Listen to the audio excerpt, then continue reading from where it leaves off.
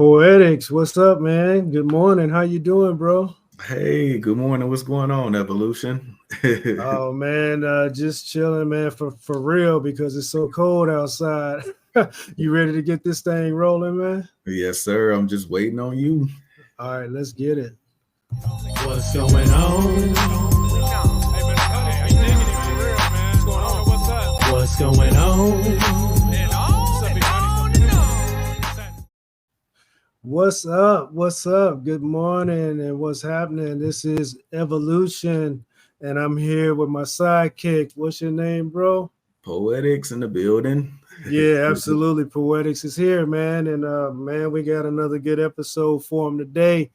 Uh, shoot, man. I'm gonna go ahead and spit that title. Uh, Sure. what I went through yesterday prepared me for today. Um, and we got a lot to go through today, man. For that, you got any thoughts right now, bro? Uh, I'm sure I'll have a lot as we get into this. Yeah, man. Yeah, man. This outline is crazy, man, and it can go just about anywhere, which is good and better for what we're trying to do. And I think the whole point will be outlined or understood as we go along, man. Before I jump into this, man, I want to highlight our sponsors: JG's Lounge, Golden Diamond Productions, TGB, tongue tied, TGBTG. And Vive, VIVE. It's a little vial that you shake and sniff to get you going mentally and get you focused. People want to support that. Uh, Go to the website of Vive, VYV, and type in the code Lution15, LUTION 15, and help support the show and get a discount. So that's how it is, man. So let's jump back into this. Poetics. Yes, Uh, sir. what I went through yesterday prepared me for today. And we're going to start off in the beginning, man, and kind of work our way gradually up to where we are, maybe where we're trying to go in the future, man. So the first thing is childhood, man. Uh, what can you highlight in your childhood that you went through that prepared you for today, bro? It could be on point, it could be vague, it could be just something, some memory that you sparked from hearing that. What you got, man? Actually, man, that's a great question. The first thing that actually comes to mind Mhm. is when I went from public schools to Mhm. private school. Um, Really? yeah, Okay, break that down, man. I always, it's funny. Me and my wife were just talking about this earlier, and I said I think it actually saved my life. Mm. Um, when I was in public school, and nobody ever thinks about it now. They're like, no way, I can't see that. I can't even imagine it. But Uh-huh. I was a class clown, always in trouble. Hmm. Um, yeah, man, I had a lot of things going that Okay. were not the best. And Right. of course, that's when my mom was like, "Yeah, it's time to do something different for you Hmm. because Hmm. yeah, this is not working as currently constructed." Wow. So yeah, man, she enrolled me at a private Christian school during the Hmm. time, and even then, it wasn't an immediate drastic change. I Right. still was like not zoned in and getting it. It took Uh-huh. a few years, even during that time, for me to Hmm. finally kind of snap out of it, to Wow. be deprogrammed and then Yeah. reprogram myself.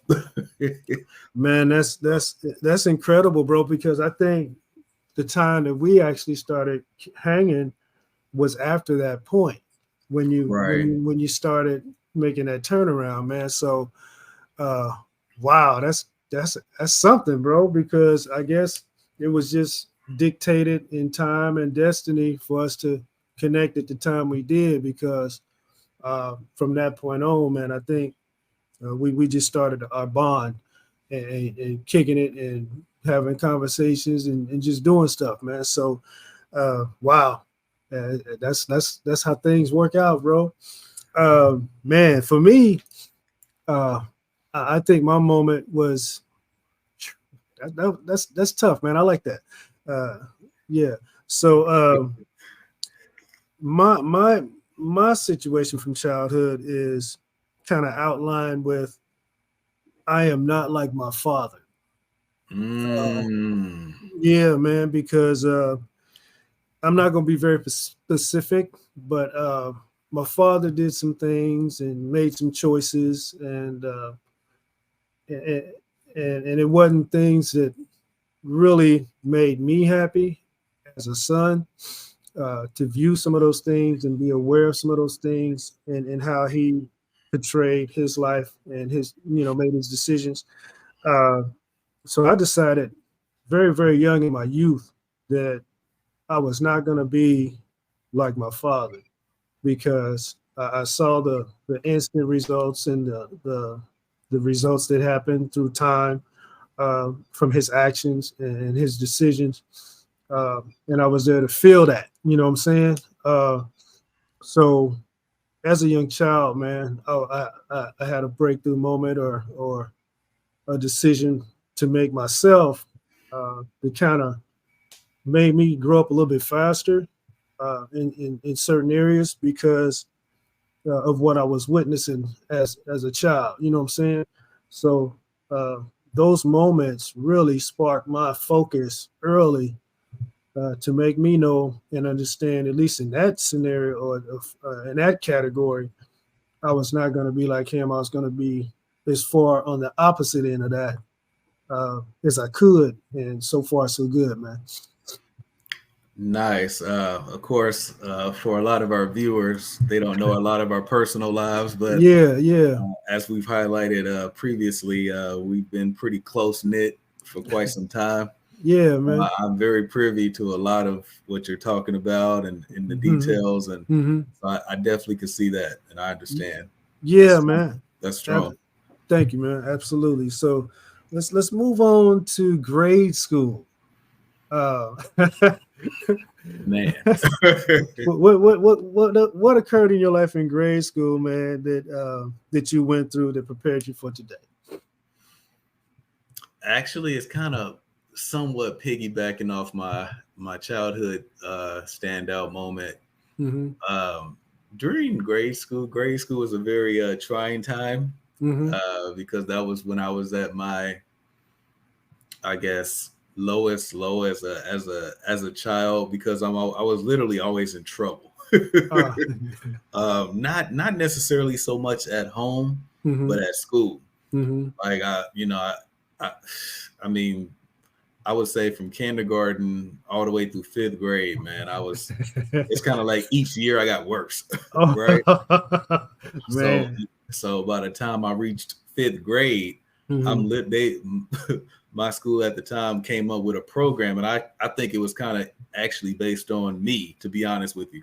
But they came up with a in school suspension program that literally took you Wow. out of class Mm-hmm. and would put you in would put you in a whole basically in isolation for the whole Wow. duration of the school period. Wow.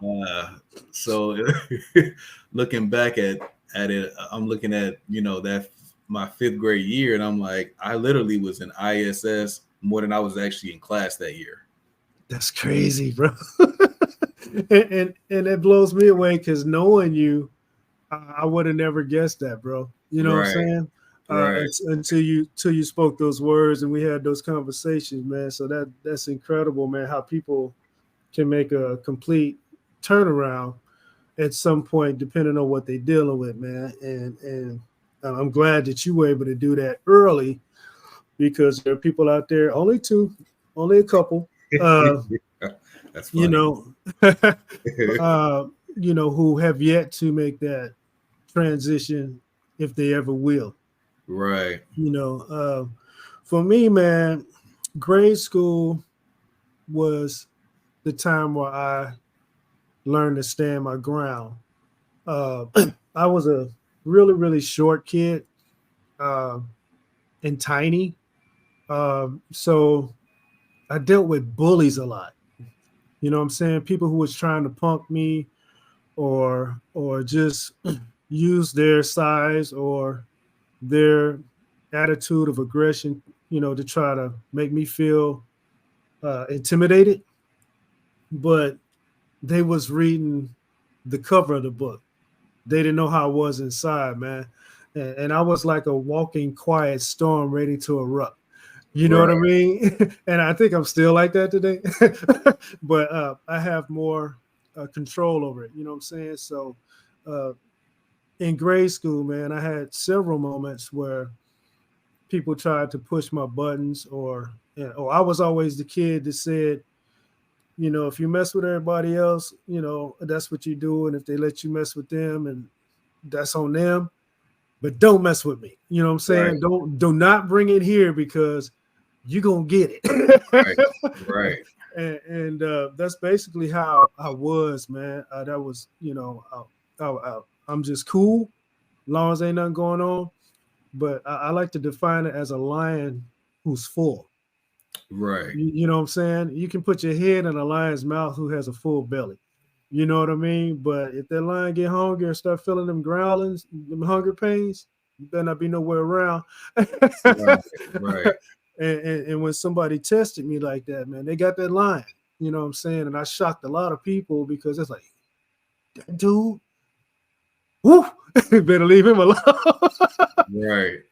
But yeah, man, I have multiple moments that I had experienced through grade school that not only sent the message to that I wasn't the one to mess with, but it also shaped and formed that level of respect when people dealt with me from that point on.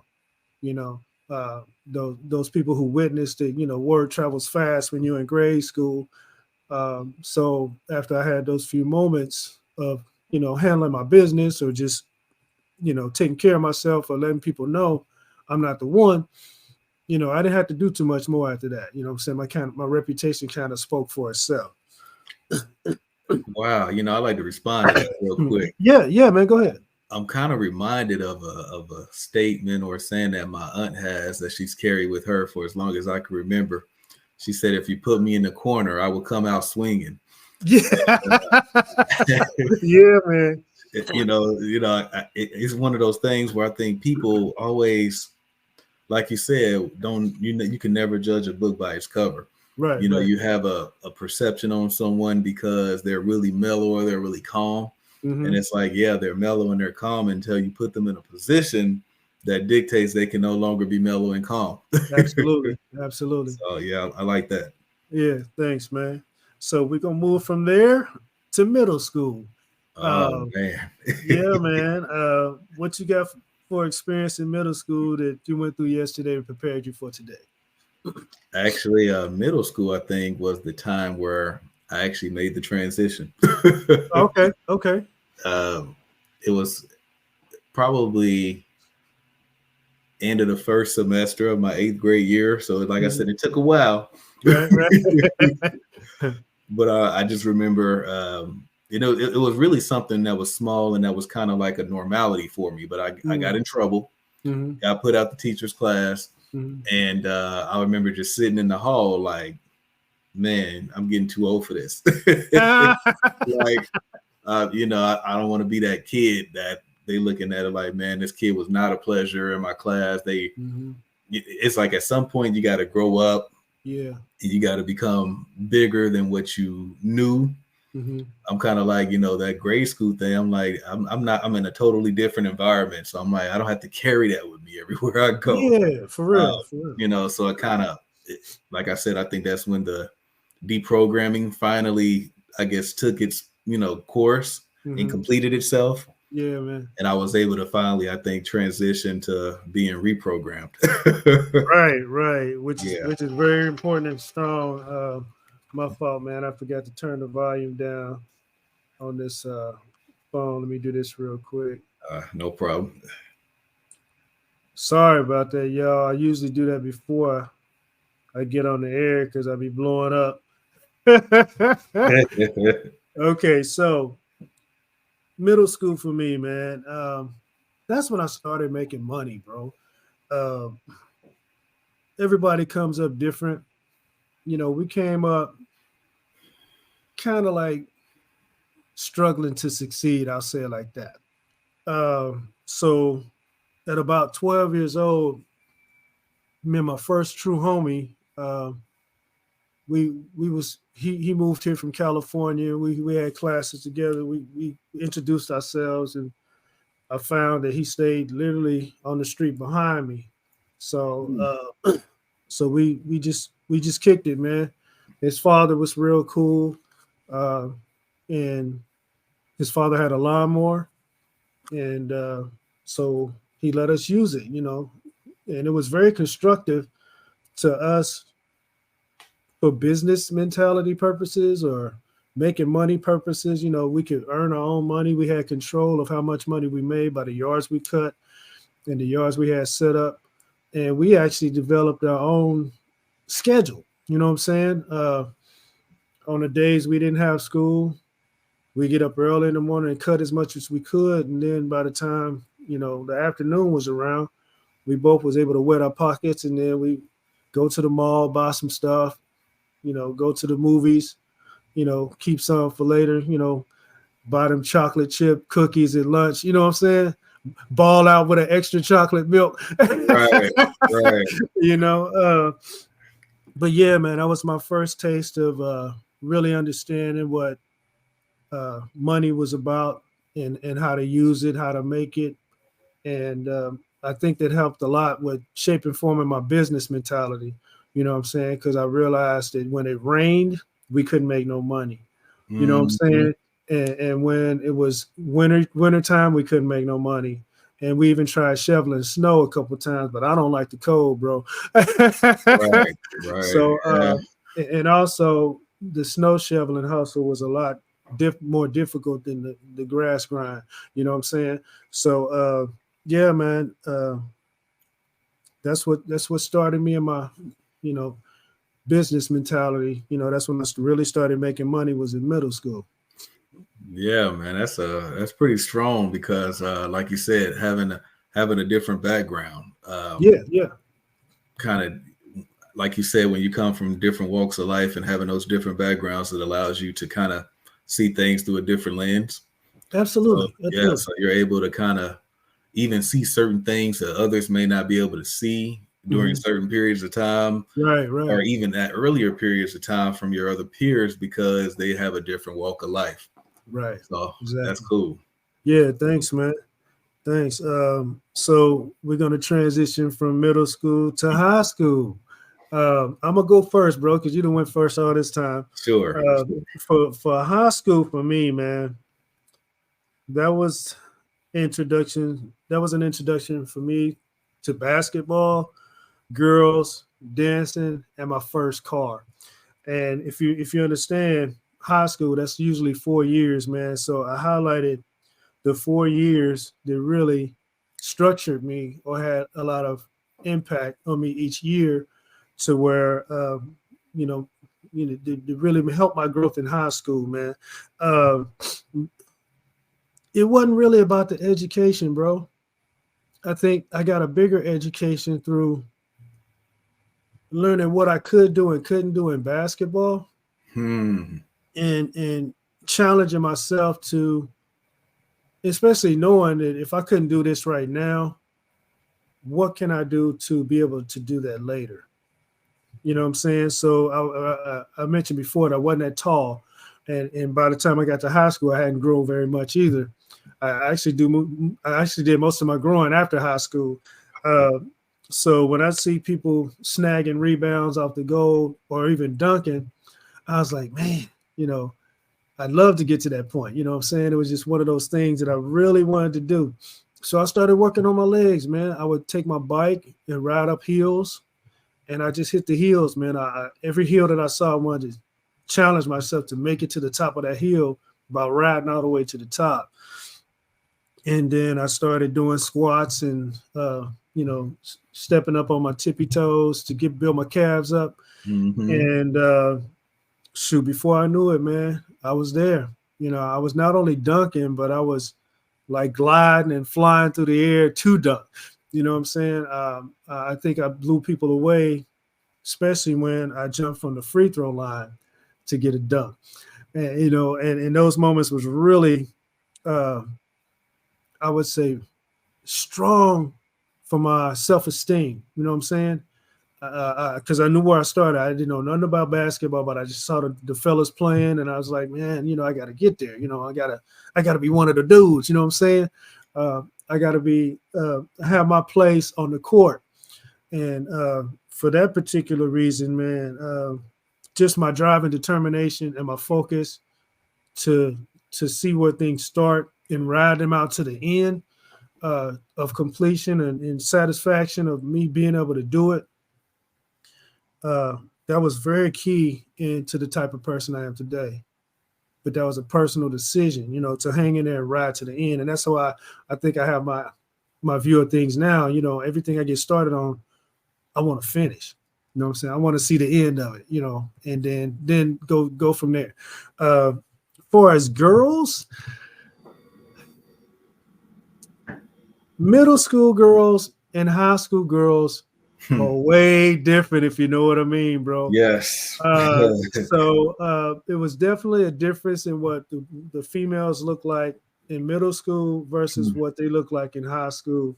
Right. So as a young kid going through, those changes and whatnot, and experiencing different emotions and whatnot, high school girls became a part of my attention. Right. Not in a weird way, but in a way of appreciation. You know what I'm saying? Because I grew up in a house full of women. My sisters and my mom. You know what I mean? My older brothers had already moved out, so it was just me and them. So I seen both sides of a woman. You know what I mean? I saw what they dealt with behind closed doors. I saw the back end of like when my sisters were upset at a dude or heartbroken because the relationship ended, stuff like that. Wow. And so I saw the back end of stuff. So I understood women a whole lot more because of that. You know what I'm saying? So when these guys was talking down on chicks and whatnot, or females or girls, like, hey, yo, man, that ain't cool. They people too. I started defending them. You know what I mean? And they was looking at me like, man, what kind of dude, really? And because I had the respect, I was able to check them. You know what I'm saying? And I dared them to try to check me back. That's funny. So it was an eye opener, man, to see the other side of women in high school, because I was seeing it the whole time, but it wasn't clicking or resonating until high school. You know what I'm saying?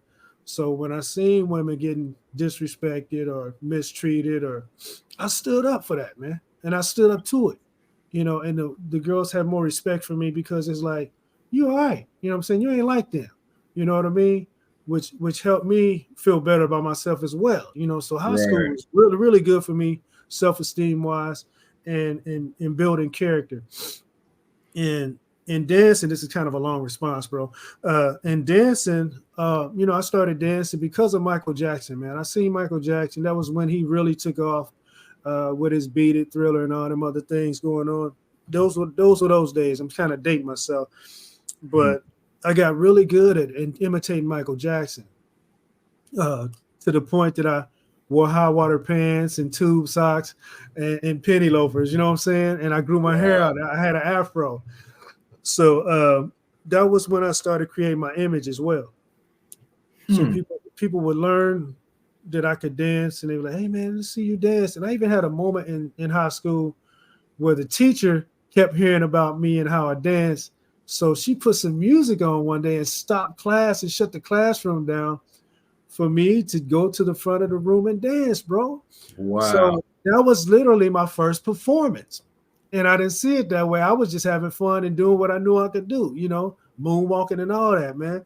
So I even had my first performance in high school, man, which really got me super confident in being in front of people. I was shy, but I wasn't afraid to go out there and bust my moves.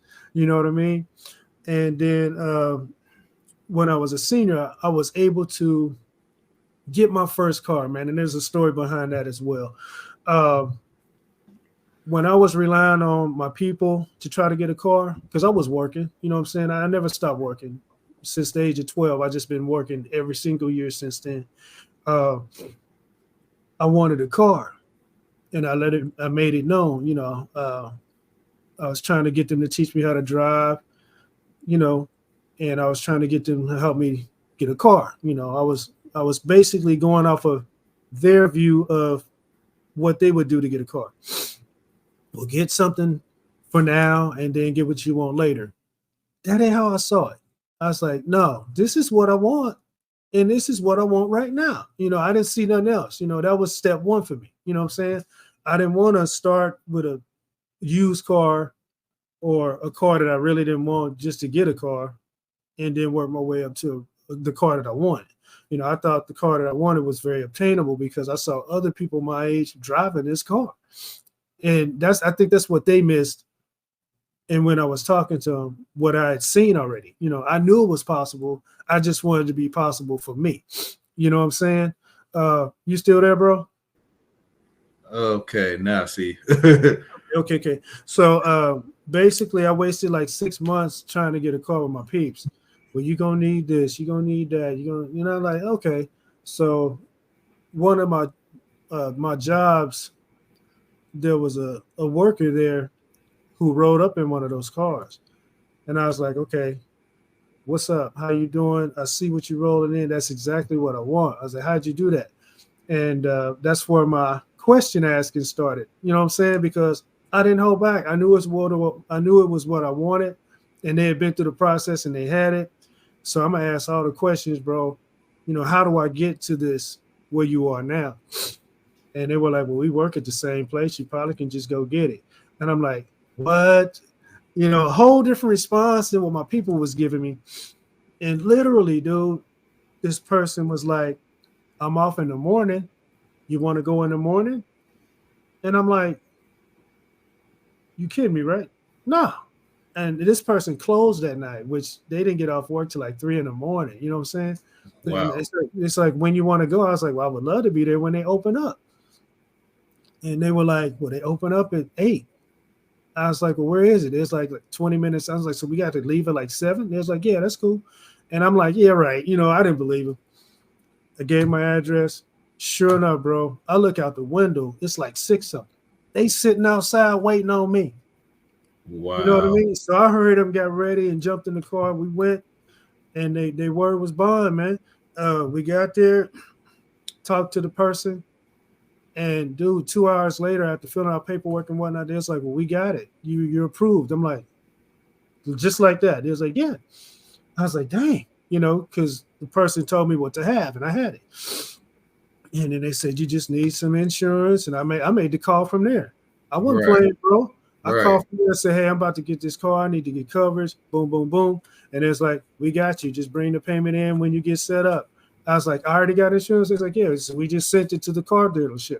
I'm like, what? Wow. So I'm learning how to handle business, in high school by making the purchase of my own car, bro. And it's extending my knowledge to know how things work with financing and all that. And then I had the car that day, bro, but they didn't have the color I want. And I was like, dude, I want this color. And it's like, well, we don't have it. I'm like, well, how can we get it? It's like, well, we can order it from Ohio and have it shipped here and you can get it tomorrow. I'm like, done. You know what I'm saying? So I didn't even stop there, bro. I wanted exactly what I wanted.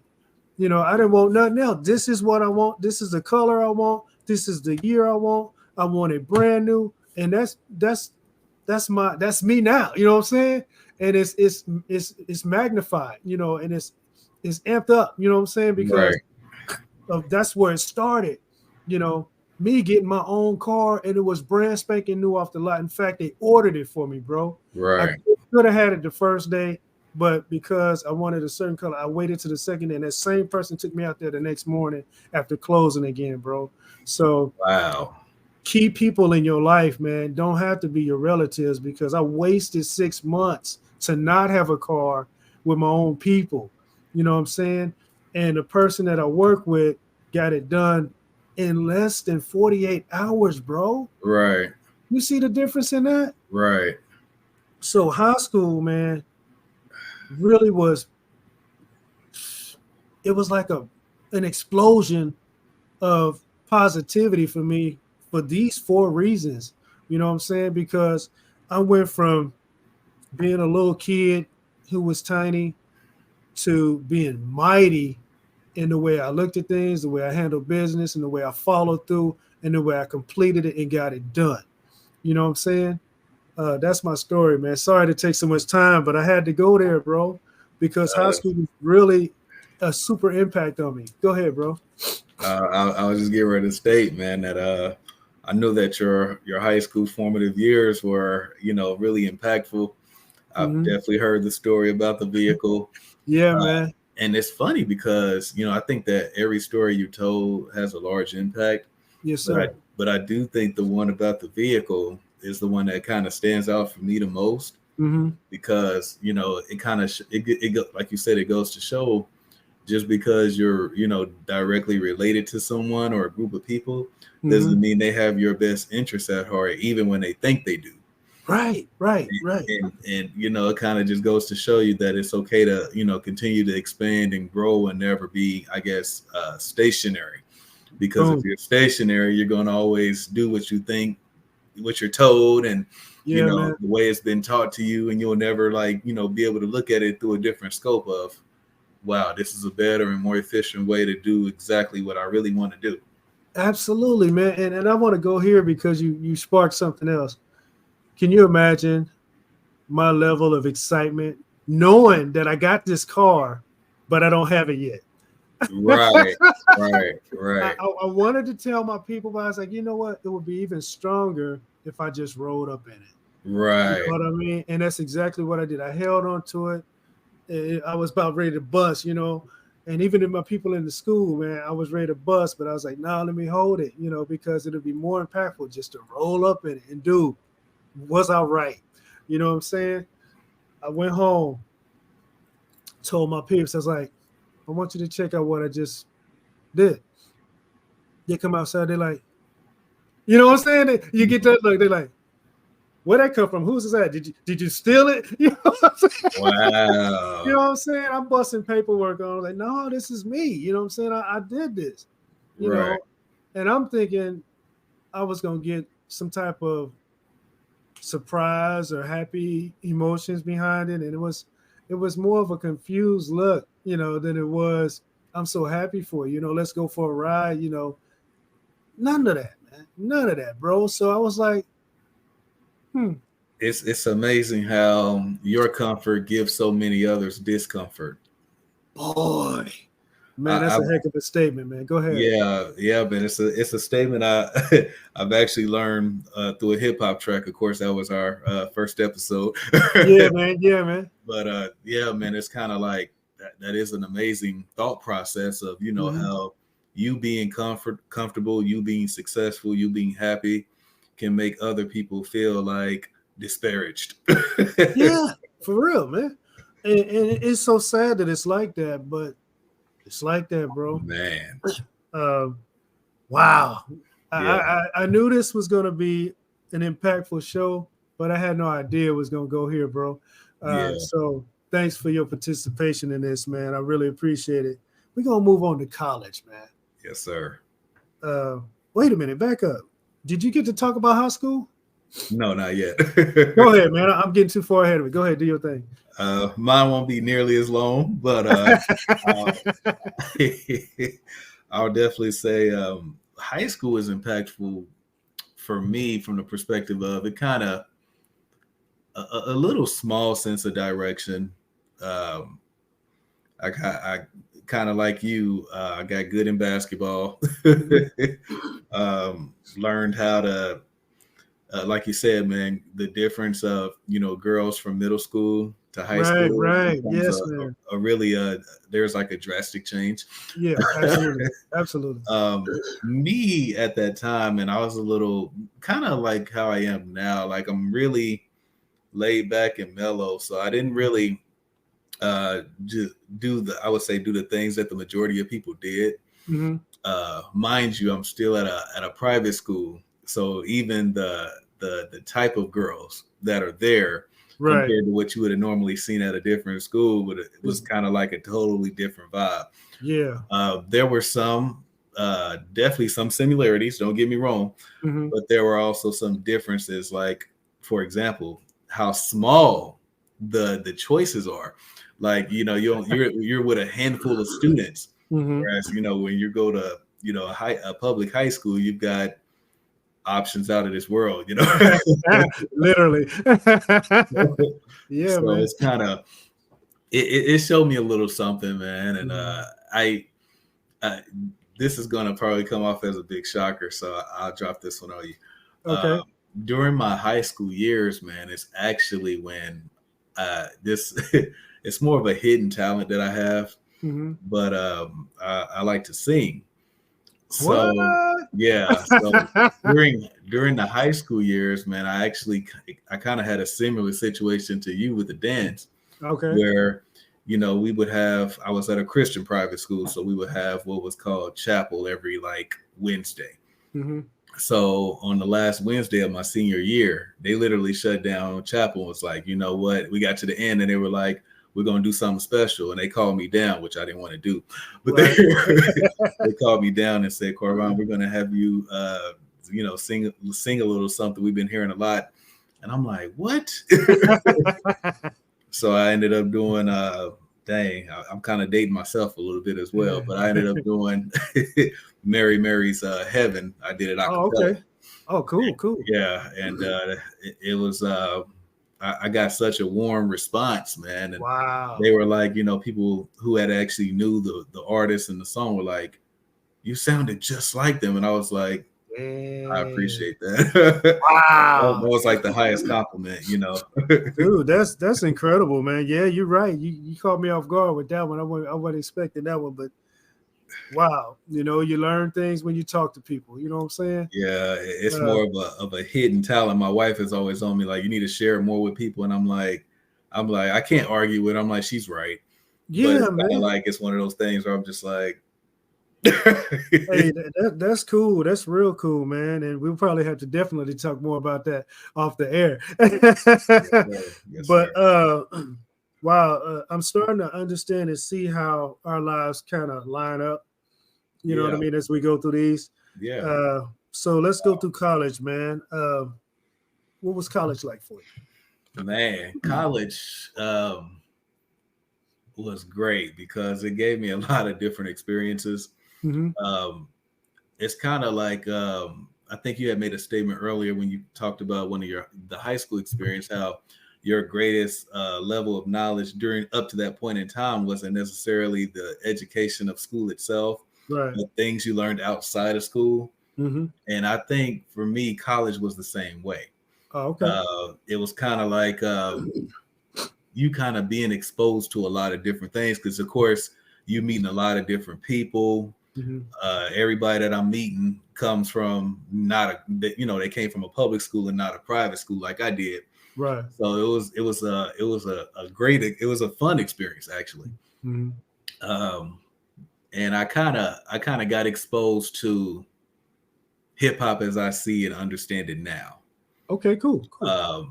Through a circle that I kind of was rolling with. Hmm. And real quick, I remember them talking about top 5 MCs even back then at that point in time.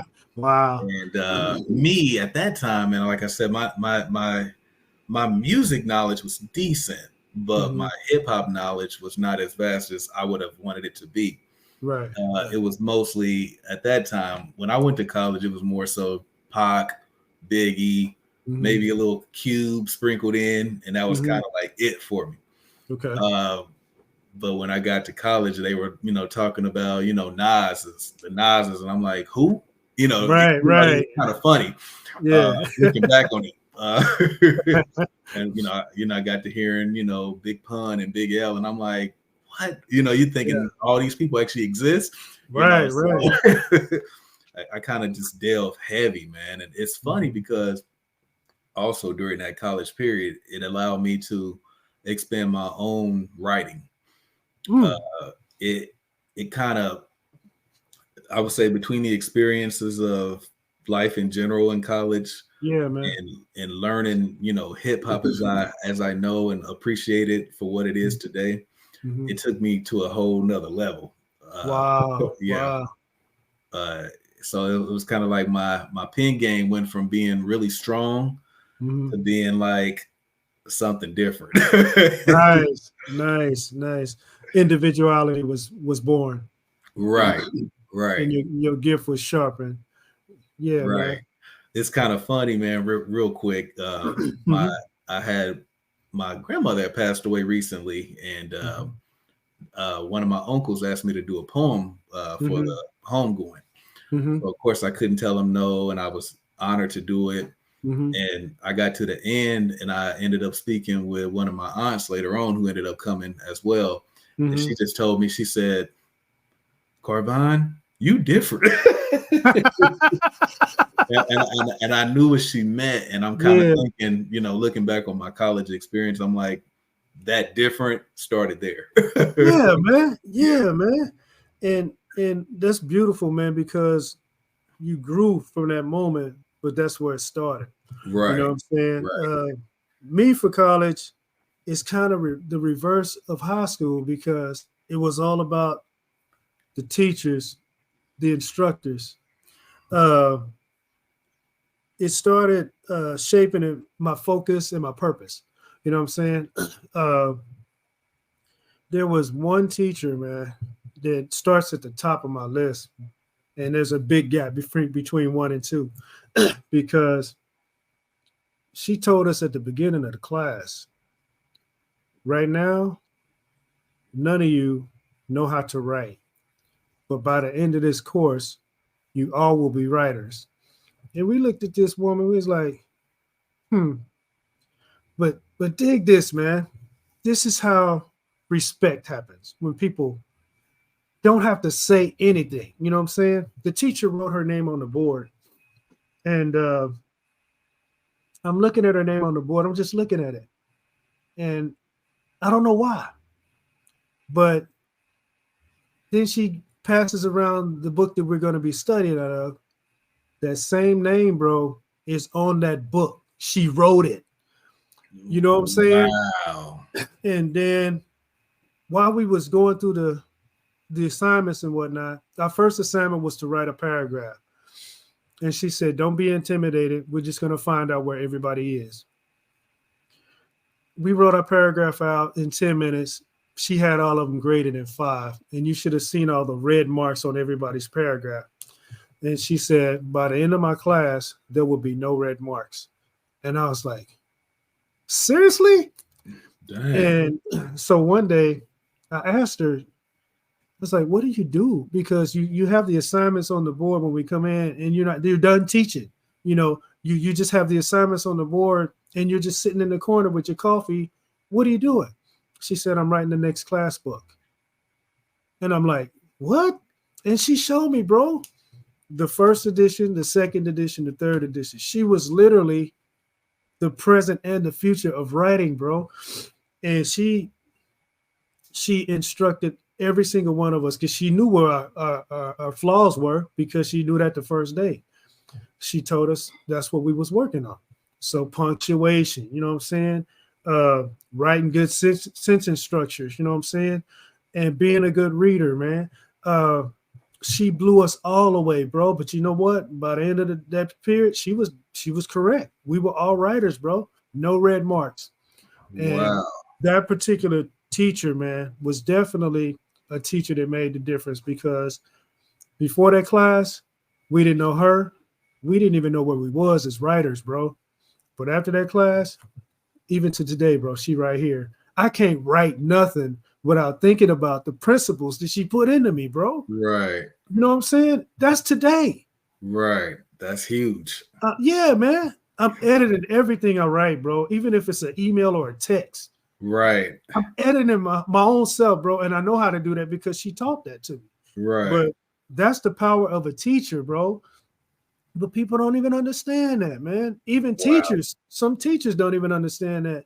But she was like that, man. She worked for 5 minutes every class period. And then the rest of the class period, she was working on the next book. Wow. Yeah, man. A published teacher who was teaching from the book that she wrote. Wow. Yeah, I could imagine the kind of impact that would have. Dude, she didn't have to say nothing. She had our respect, bro. Yeah, I I mean, mean, it's funny how they always say, mathematics is kind of the universal language kind of thing, and I'm kind of yeah, like, man. language itself is the universal language. Absolutely, man. The Absolutely. power of words, man. It's just as strong as any math, any equation we can come up with for sure. Yeah, man. And I will say this. Imagine if every single teacher or professor or instructor was like that, bro. Yeah, yeah. I mean, the whole judicial and public school system would actually change overnight. Man, look, Yeah, for real. look. You know what I'm saying? What Yeah. you already talked on college, right? Yes, sir. I'm trying to make sure I don't jump too far. But it's funny. We're on 5, and I got 20 things here, so we might not even get to everything. But I'm gonna try to push forward, man, because I wasn't planning on spending so much time on middle school and high school, but those are the years that shape and form us the most. Yeah, it is. You know what I'm saying? So we're gonna switch up a little bit here and go to dating. And for me, dating was a challenge, and that really challenged me because that's when you get to know people for who they are and what they are. And also when your heart and your emotions are involved, it takes it way up here. You know what I'm saying? Because you can't just tell somebody something or reply to something in a way that you could if you didn't have no connection with them. You know what I'm saying? Right. I mean, if you don't know them, you're like, peace, be gone. I don't want nothing else to do with you. You know what I'm saying? Right. But if your emotions and heart and feelings are involved, you'd be like, ah! You know what I'm saying? You can't just walk away like that because you're kind of attached. You know what I'm saying? Right. And you got to work through that. You got to communicate. You got to have understanding. You got to have so much respect for that person, and the things that you would say somebody you really don't care about, you really can't say to somebody that you care about. Right. You know what I'm saying? So dating was really impactful for me because that made me understand how to treat people. You know what I mean? I don't want to break their heart, or I don't want to upset them. I don't want to make them feel inferior or uncomfortable. I want to make them happy. You know what I'm saying? I want to make them feel good. You know what I'm saying? So that same thing can happen to me. Right. You know what I mean? What you got, bro? Nice. It's funny. I think that's perfect, actually, because I'm going to give up a slightly contrasting perspective on that. Okay. Dating for me, I would say, like yourself, I can relate to you there. It could be difficult, but I think because people have different thoughts and different perspectives on what dating is and why they even are doing it in the first place. Right. So my contrasting thought is my relationships were more of a, before I met my wife, I'll be honest, fly by here today, fly by night type of thing. Yep. And the reason was it's not that I didn't care for them, but it was more so, it's like, how you have like you say, you're getting to know somebody, right, and you're starting to figure out what makes people tick, why they are the way they are, why how they perceive things and that sort of thing. And it's kind of like I pay close attention, so I try to catch any sign that would make me say, and it's not that I want to catch something wrong, right? But it's just that I can't help it. I'm not that I'm looking at the glass half empty type of thing, but I'm looking at it like I want to make sure that the contents in that glass are suitable for me to drink. Hey, man. And that's very important. That's really a great way to look at things. I think the way we both look at things are a great way to look at things, because from my point of view, you appreciate what makes that person special. Right. You know what I'm saying? And then from your point of view, you're looking for, how is this gonna satisfy me? You know what I'm saying? Right. So yeah, man, I think both of those looks are great. Yeah. That's and definitely needed, bro. right. And Because it's kind of like, you're gonna it's like you understand the value of yourself. yeah, So it's like, absolutely. I know that when I come into someone's life, I'm going to automatically enhance it just from being present. Boom, So boom. Yeah, man. And it's there's kind of like, nothing cocky or yeah, anything about that. That's just knowing yeah, who you are and what you bring to the table. right. And it's kind of like you just want that same kind of love and satisfaction reciprocated. Absolutely, man. Right, Absolutely. The trade-off. You know what I'm saying? right. Uh so it's funny that you've been mentioning this before, but we're gonna hit it now. Marriage, man. Uh Everybody got a different experience with marriage, and there's some Yeah. fortunate people out there who are fortunate enough to be with the person that they married the first time, and years later they're still in good standing and whatnot. But marriage for me helped me overcome the impossible, uh, and I mean that because it was a whole nother avenue of learning. So it wasn't about me anymore. You know what I'm saying? It was about I had to take care of other people. You know what I'm saying? I had to make sure not only I was good, but they was good. Uh, Regardless of what their thought process was, like kids, they're gonna always ask for something and they're gonna always want something. And no matter how old they get, that never changes. Right. As far as the spouse, you want to accomplish things with them. You know what I'm saying? You want to build things with them. You want to uh, experience things with them. You want to make things work out and last. Uh, but you also become aware of how things change. You know what I'm saying? It's like the economy changes, jobs change. There's points where you might lose a job. You know, uh, you change because it's the game changes. You know what I'm saying? It's not about you anymore. It's about them, then you. You know what I'm saying?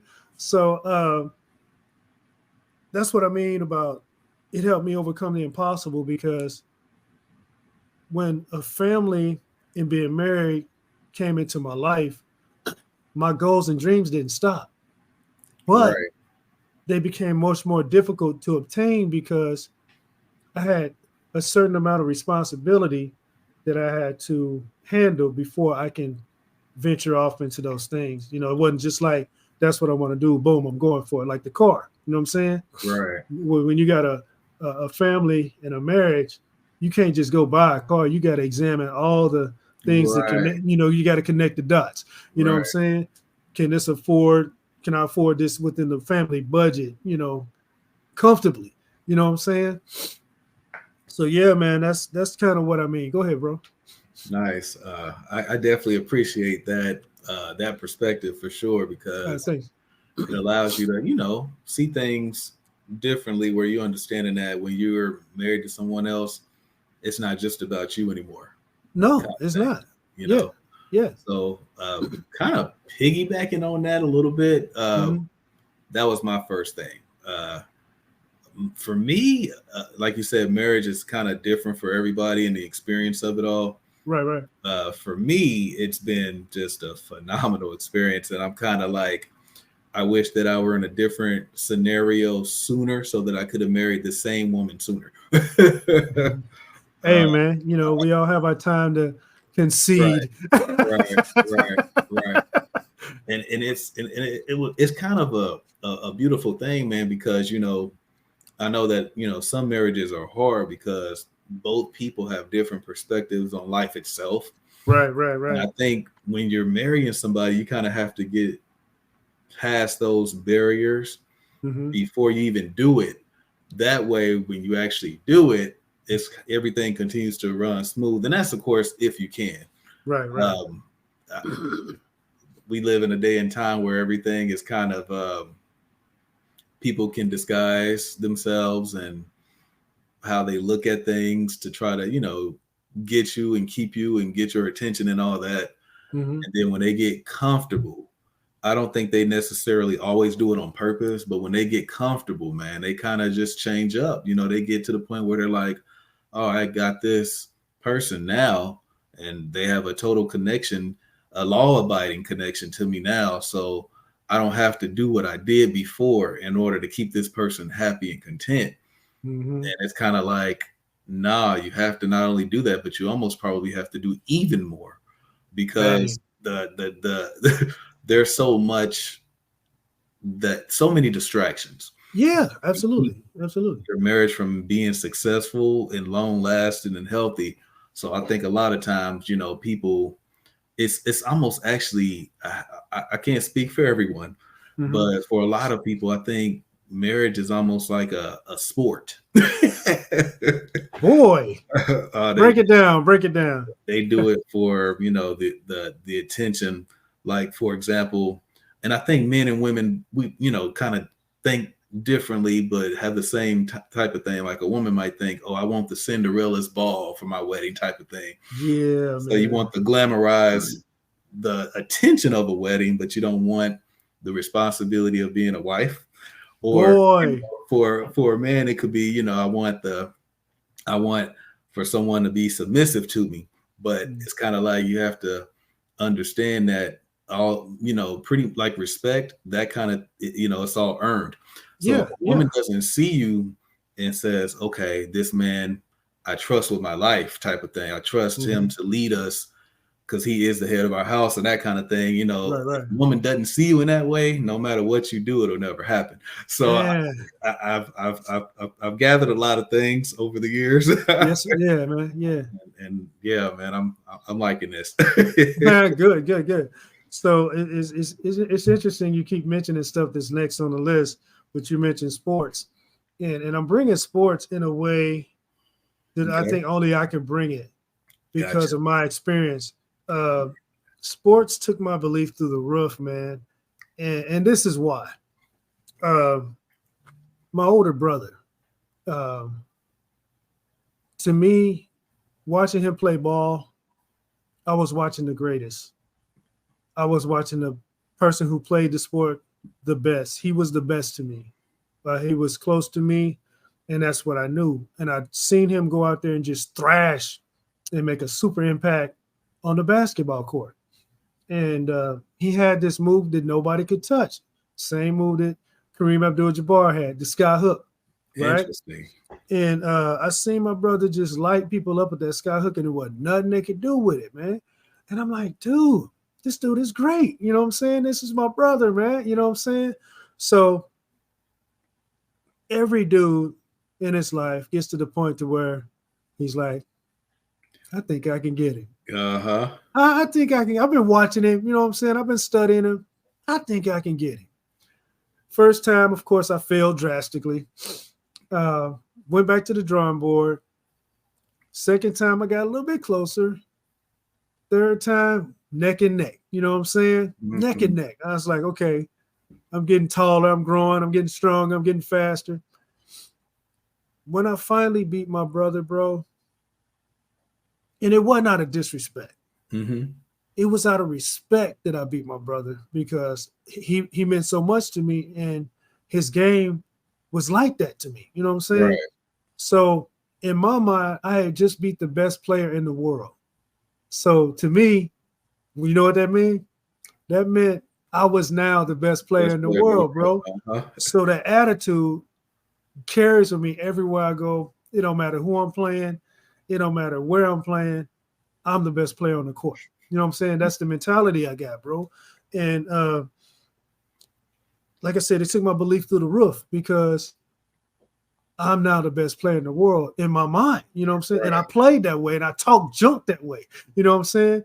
I literally talk people down. I mean, I can get rugged on the court, bro.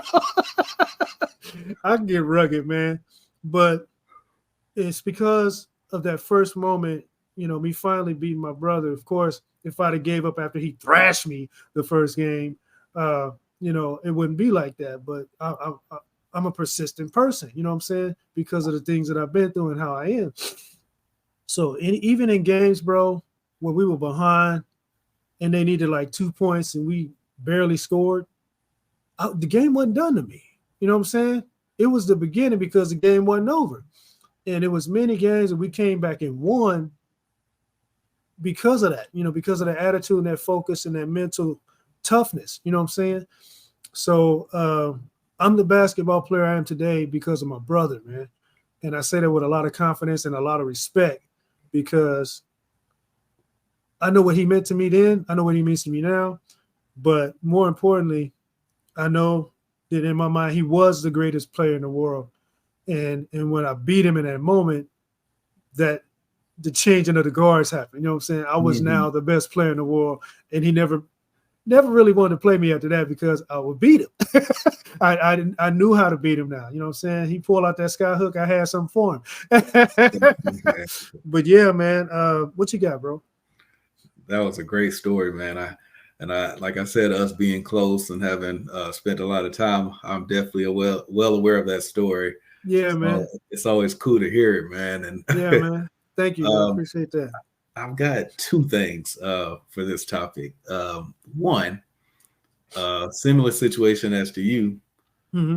I ended up actually taking my game from ground zero, or as far as I was concerned, from a negative, and got it to ground zero. Actually, through you working with me, and I think the way you taught me, man, was actually critical and crucial because you taught me the fundamentals first. A lot of kids that are coming up and watching the game of basketball, and I love Steph Curry. Greatest shooter we've ever seen. But the only negative impact of the greatness of Steph Curry is that when a lot of kids see it, they want to start off shooting threes. It's like, no, learn how to make a layup where you can actually see the basket first. Absolutely. Yeah, absolutely. And then learn how to make a baby jump shot. And then stretch it out to the mid range, and then you can expand it to the 3-point range. So it's kind of like, you giving me the fundamentals, I think, was the best thing that ever happened to me when it comes to basketball. Wow. Yeah. And it took me to the next level. I had certain physical abilities, not in terms of athleticism, but just skill level that I had, that I was actually able to take those fundamentals and it really bring out that part of my game. Yeah, man. And it allowed me to kind of hold records at my school for rebounding at 5'10". That's cold. That's cold-blooded. Yeah, man. And I'm kind of looking back on it like, man, had evolution not taught me how to box out, right. I mean, I'm boxing out dudes that are 6'5", 7 feet, and I'm getting rebounds. Yeah, man. Yeah. And it's like they're looking like, man, he's not the most athletic guy, but I can't get the rebound. Hey, man. I was reminded of when you were talking about that, the first time I seen you play. That was a pitiful moment, bro. Yeah, it was, man. It was. But and I even thought to myself at that time that this dude shouldn't be playing basketball. He should be doing something else. But your coach approached me, man. Your coach. I remember. and asked me to work with you. And it hit me off guard. I would have never expected that to happen, man. But I thought about it and I was like, and then I watched you. I was like, well, there is something there. And the something that was there is you never gave up. You never gave up, man. And I was like, I need one thing to make me believe I can work with this dude. And I just saw that you just kept trying, you just kept trying. I'm like, I can work with that, And then one thing after the other, we worked on and you got strong, you got better. And then the last time I seen you play at your school, man, I was like, yeah, yeah, that's it right there, So it was a very proud moment for me, man. And I'm glad I was able to be instrumental in that for you. You're one of the people that I work with in basketball, man. And there's a list, a pretty long list of other people that I work with who came out to a satisfactory, skill level that I'm so proud of. But man, yeah, it's good to hear it though. You know what I'm saying? I appreciate that, bro. Anything else? Yes, sir. The second thing is because I learned the fundamentals first, Mhm. I look at basketball different than most people look at it. Right. Right. Sports in general. So not Mhm. even just basketball, but football, whatever. Mhm. And that's, kind of playing, not just relying solely on your physical gifts and athletic abilities, Mhm. but learning how to play from the neck up. Uh, Man, I, boom, I, there it is.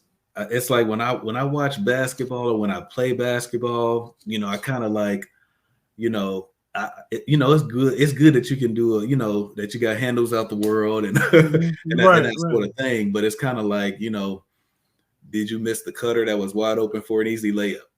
Yeah. Did you, you know, Yeah. did you shoot a three over two people when you had a guy that was spaced out perfectly that you Mhm. could have hit for an easy 3-pointer? Right. Uh, just little things. Did you see your teammate get beat off the dribble and you're in a position to help, but you just left him and your man just got an easy layup at the basket? Right. Like Right, man. it's little stuff. So it's just kind of like I always watch I like to see how cerebral players are on the floor. Yeah, So absolutely, man. that's a big thing And for me. that IQ is Yeah, is what win games after a certain level. You know what I'm saying? A lot of yeah, people for be like, sure. "Well, I got all this talent." Yeah, but you realize quickly when you graduate from college ball or to pros or high school ball to college ball College, the that difference.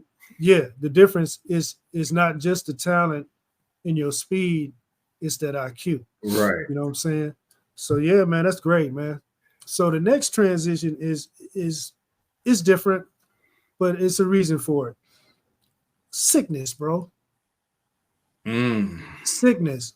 So sickness helped me realize my limits. You know what I'm saying? Uh, and I can say it like this. I'll just use bronchitis for a minute for an example.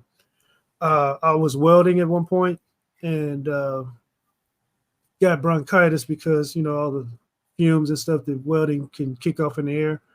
Uh, and then the temperatures, you're going from hot to cold, hot to cold, hot to cold environments, and a combination of those caused me to get bronchitis for the first time.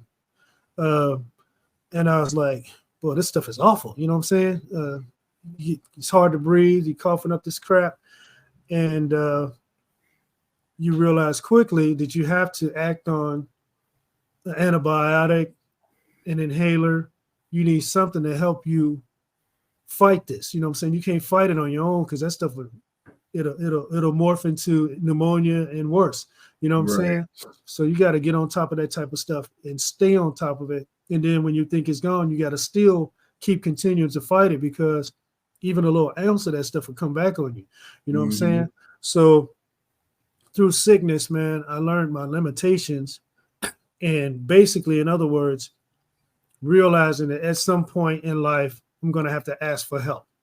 You know, and in sickness, you're asking a doctor for help, or you're seeking help from an antibiotic or some type of uh, countermeasure that can overthrow that sickness.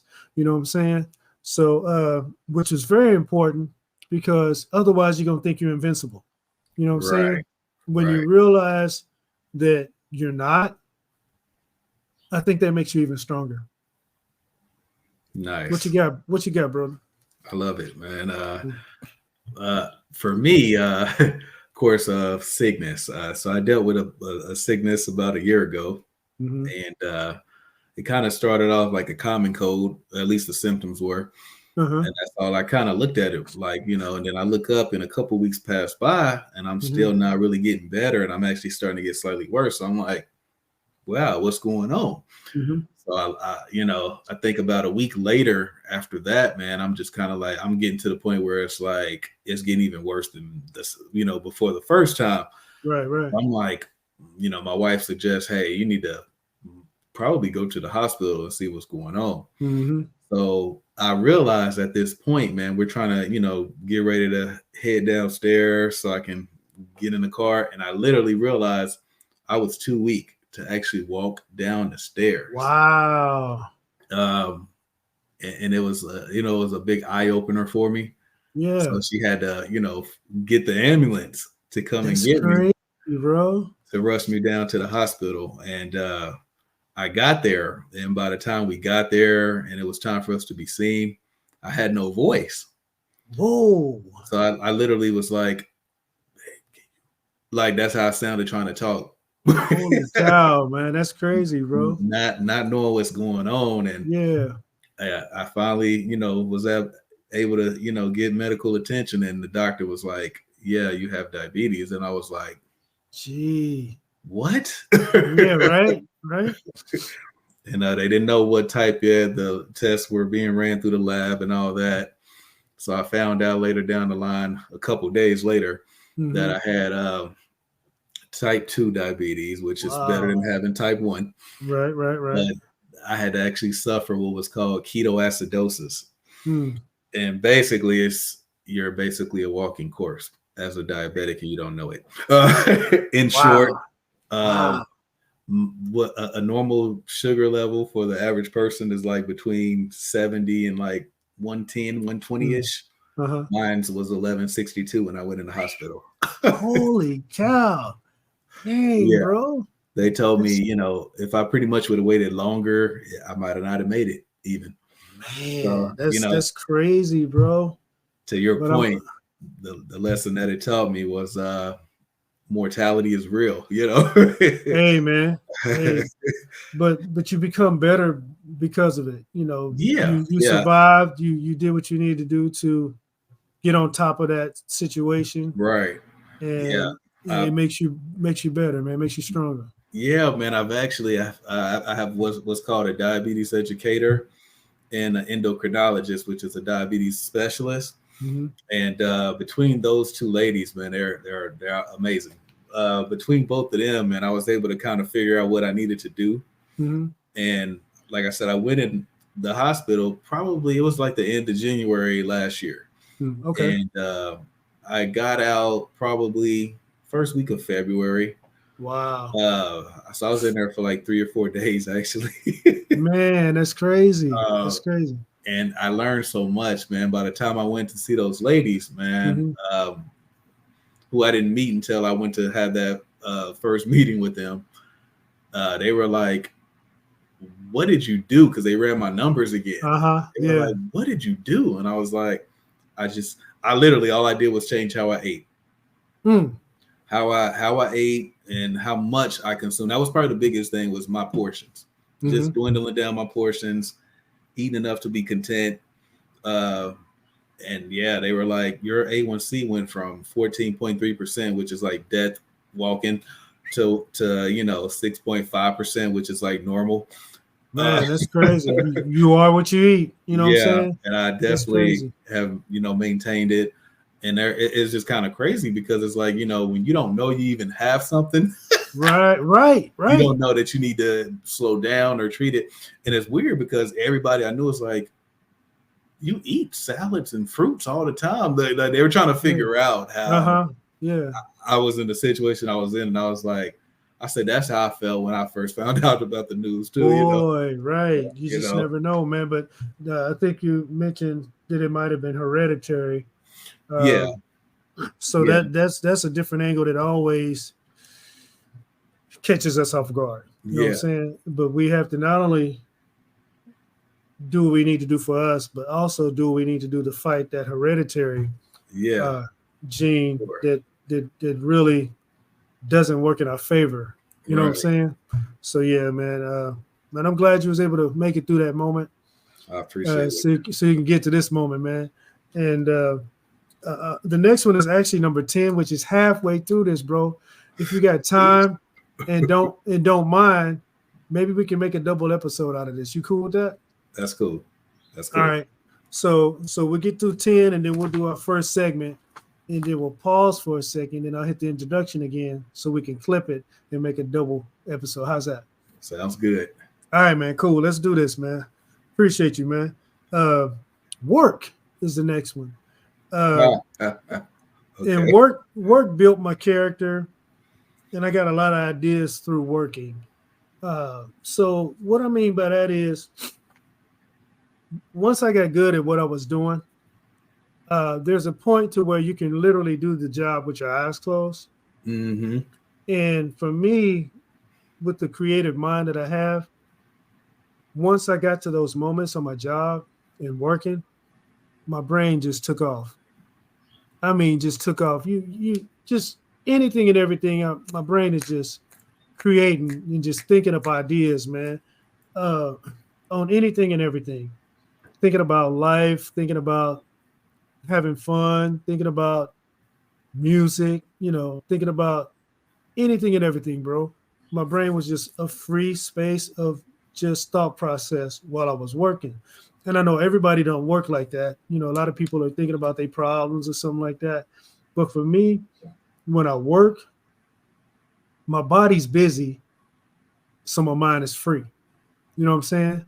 So I've created songs, I've created ideas for books, ideas for movies, you know, mentally work on my performances. You know what I'm saying? Uh, I develop all this stuff while I'm working. You know what I mean? And people, to me, don't take advantage of that. You know what I'm saying? They're too busy complaining about this or that, or worrying about stuff that they're dealing with or going through. Me, it's freedom, bro. Mental freedom.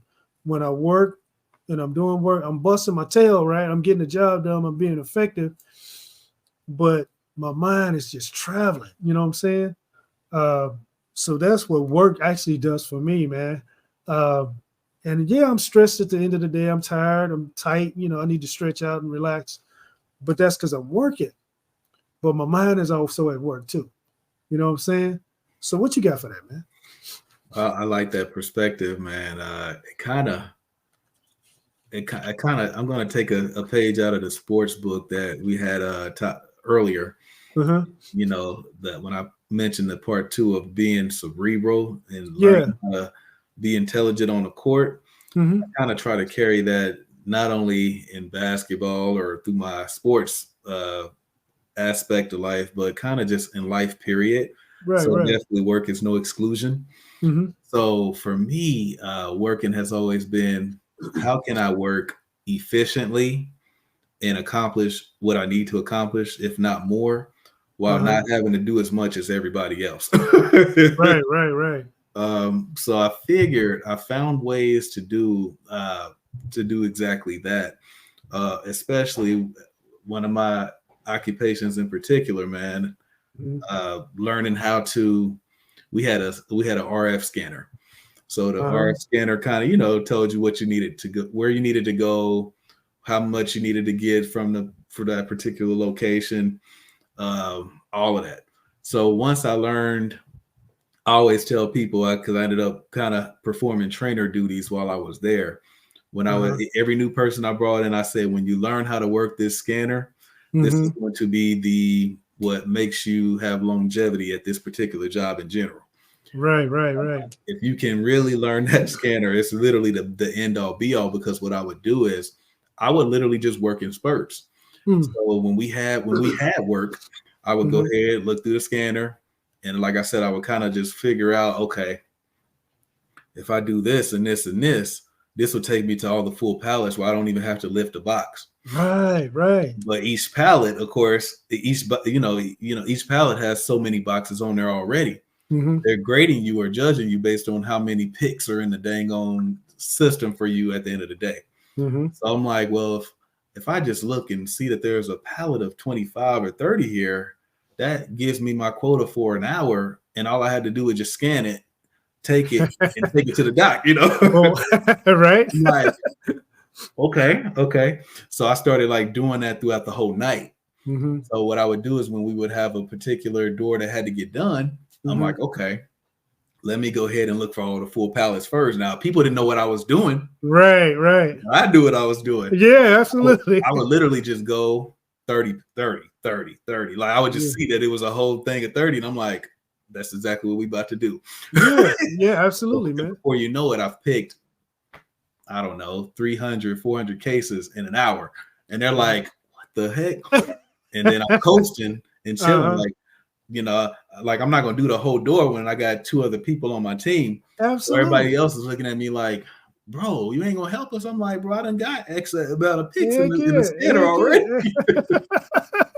So you know, and then of course you look at the next night because everybody wants to see your numbers. Like, man, are you really doing what you say you're doing? So they show the numbers. Uh-huh. And then more often than not, it would show me, you know, At the top. 2,000, three Yeah. thousand cases picked for the night. And, you Uh-huh. know, other people got, you know, 800,000, you know? Right. So it's just kind of, you know, learning how to work smart. And I think piggybacking off of that point, learning how to be coachable. Like Boy. if you're a new person coming in and Mhm. somebody's training you, like I Mhm. always, any job I started, I would always try to soak up as much as I could. Right. Because they know what the heck they're doing because they're training you. So 9 times out of 10, if you're listening to them, you're going to probably understand how to do the job faster than other people. Right. And then if you combine it with, you know, learning how to work from the neck up, boy, you will kind of be doing the job better than most. absolutely, man. Absolutely, man. That's incredible, man.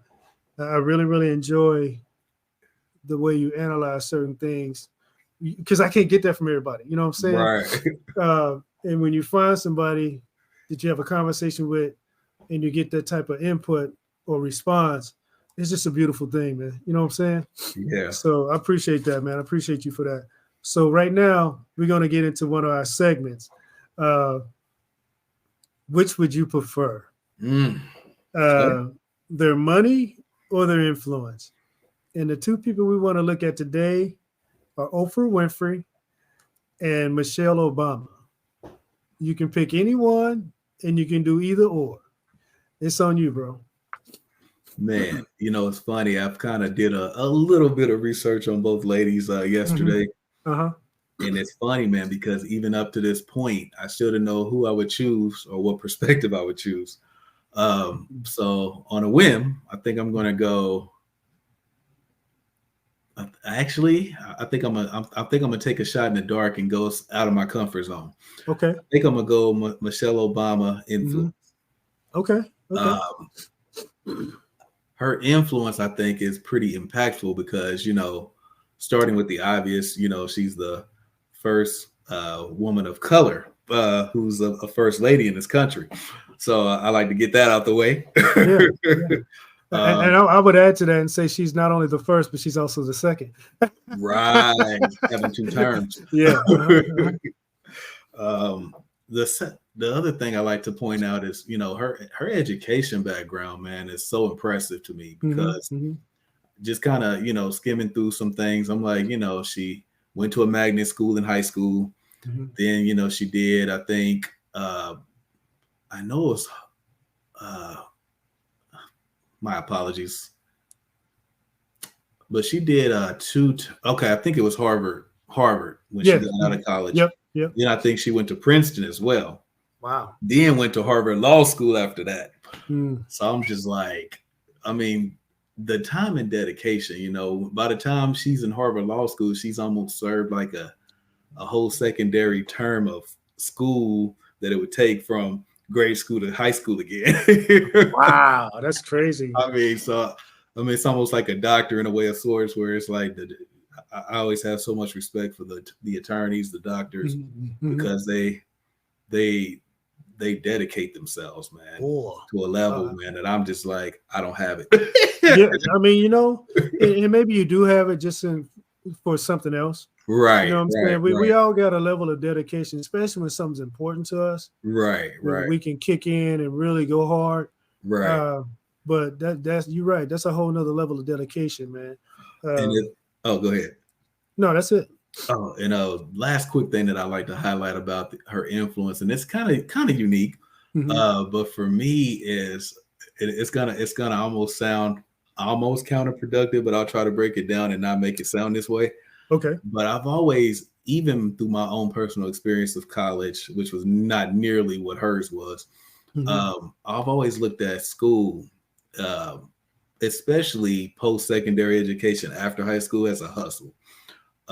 Because by the time you get out of school and graduate college, if you do, you're already in so much debt that you haven't even had a chance to be a real adult and, you know, make a life for yourself. So you have all this debt, and it's like, I have so much debt now, and it's like, wow. and this is not a personal experience, but I Mhm. understand that there are a lot of people dealing with this. Like you got $50,000 to $100,000 of debt between Mhm. student loans, and it's like Mhm. just to get the piece of paper that says you're qualified to do this. Mhm. It's kind of an interesting perspective, but it's like I do appreciate the level that it takes, to say I want this piece of paper and I can do this job. But Absolutely, man. And are yeah, you done? Can I get in right now? Or can I yes, get in sir. right Go right ahead. Go right ahead. now? My view of that is a little different, and it might be the view of the people who are doing this type of dedication towards education. Mm-hmm. Um, Education creates opportunity, Mm-hmm. and if you end up with, I don't know, school loans, 100,000 or more, your thought process is, I'm not looking for an average job. You know what I'm saying? My education is my leverage. You know what I'm saying? So now, instead of being worth minimum wage or a minimum starting salary, because of my education and where I graduated from, I'm worth over 100,000. You know what I'm saying? Per year. You know what I mean? So you go from being average to professional level or upper level management level, if that's what you pursue, because a lot of people don't pursue that. They just Right. think that, doggone it, I got all these school loans, I need to pay this school loans off. But I think that's where the money comes in. You know what I'm saying? You're not the average person anymore. You know more, especially in this particular field that you graduated in. You know what I'm saying? This piece of paper is your proof that you went through all the knowledge checks to be worth a good, solid, livable income that can help you afford to pay those loans off in a matter of a few years or whatnot. And then you still have money left over to live a good quality life. And then when you shoot for the stars by connecting with a Barack Obama, who just so happens to end up being the president of the United States two Right. terms, uh, and you're working as a power couple, uh, financially and uh, with respect of influence, uh, you're unstoppable. You know what I'm saying? You're unstoppable. Every time you open your mouth, guess what? People are listening. You know what Right. I'm saying? So when she writes a book, she's at the top of the book chain. She's at the top of the list when it comes to sales and money. Right. She's killing it. Very, very successful. Unmatched success because she's the first to do it twice. Uh, you know, um, you know, I think our people in our society really, really, really needed to see that happen. You know what I'm saying? But more importantly, I'm very, very grateful that those were the two people to make it happen. And I think that they're the only two that were possible to make it happen when they made it happen. Because anybody else just wasn't gonna get it done and wasn't gonna get it done like that. You know what I'm saying? They broke a lot of records together. She broke a lot of records personally, and still is in position to do a lot more record breaking. You know what I mean? She could literally run for president if she wanted to, and get it. You know what I'm saying? So my hats off to her accomplishments, man, and I look forward to many more. Um, Next. Yes, sir. Yes, sir. Um, I do have a rebuttal. Okay. I'll try not to make this long. So I do completely agree with the perspective that you said that this is the why someone would do it. Mhm. I definitely 100% agree with that. So we definitely don't veer. I think where we might differ is that um, most people, even when they do pursue that much education, Mhm. won't be a Michelle Obama or an Oprah Winfrey or I guess what I'm really saying is yeah, you can get that degree, you can get the paper, you can be definitely qualified for everything you're trying to go for, Mhm. but like always, I think I said this on a previous podcast.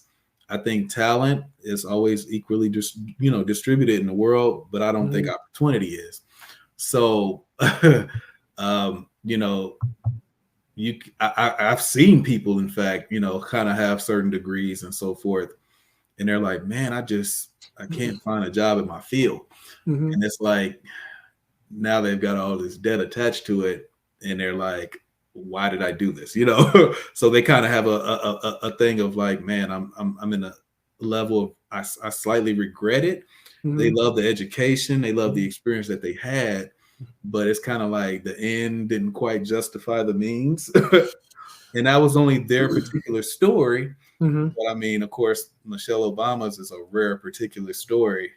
I mean, yeah, she's proof of what is possible, but I think the reality of how many people are going to do it like that is a pretty slim number. And I got to bounce back, bro. I disagree with you there, because people like Michelle Obama don't quit. They don't throw in the towel. They keep fighting. They keep grinding till they get it, till they hit. And I think that's the difference. When somebody goes through the educational process, they get the degree, and they see those student loans stacking up, their mind shifts. You know what I'm saying? And you have to be a go-getter. You can't mind shift and kind of talk yourself out of your opportunity. You know what I'm saying? So I just think the perspective, and this is the reason I say this, some people, instead of pursuing their career goals, they meet someone, they get married, they have a family, or create a family.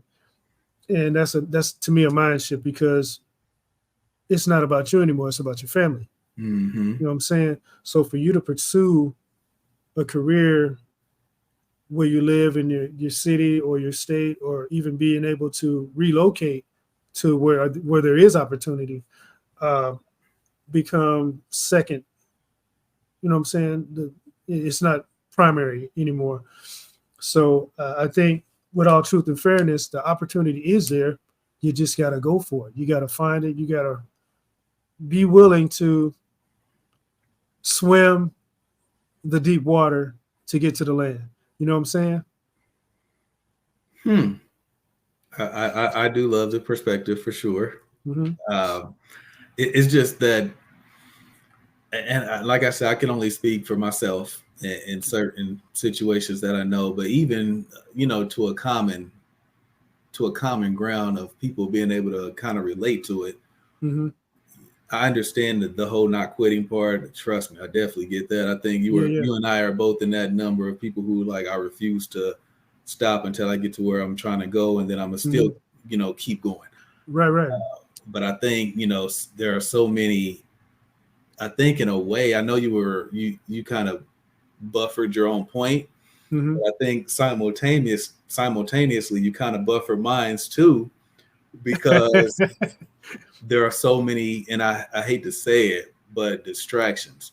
When your mind, like you said, shifts to something else because you met someone and got married.